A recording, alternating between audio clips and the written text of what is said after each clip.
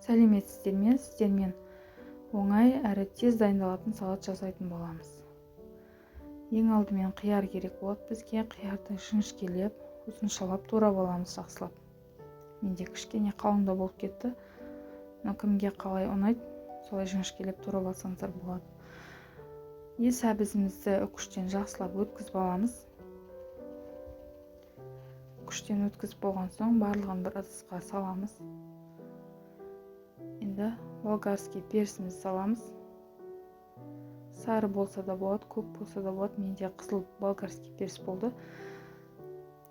Жіңішкелеп тураймыз, онда жақсылап әдемілеп. Болгарский перцімізді салып болған соң помидорымызды саламыз. Помидорымыз суы шықпау үшін ортасын алып тастаймыз. Менде 2 дана помидор.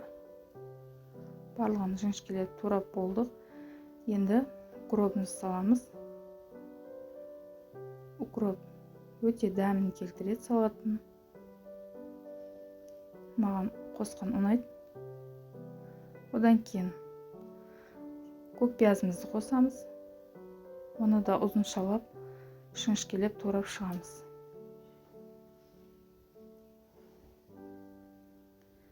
Барлығын бір ыдысқа салған соң чеснокты үкіштің майда көзіне өткіземіз.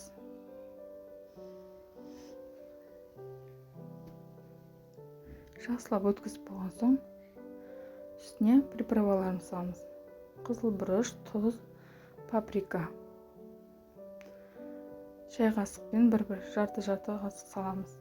Кішкене араластырып, үстіне тапада қызып тұрған майымызды құямыз. Кейін 2 ас қасық соевый соус қосамыз.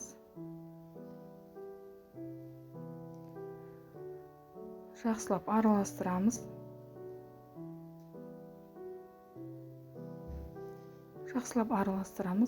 Өте дәмді, керемет салат болып шығады. Оңай дайындап көрсеңіздер болады. Менің каналыма тіркеліп, лайк басып кетсеңіздер болады.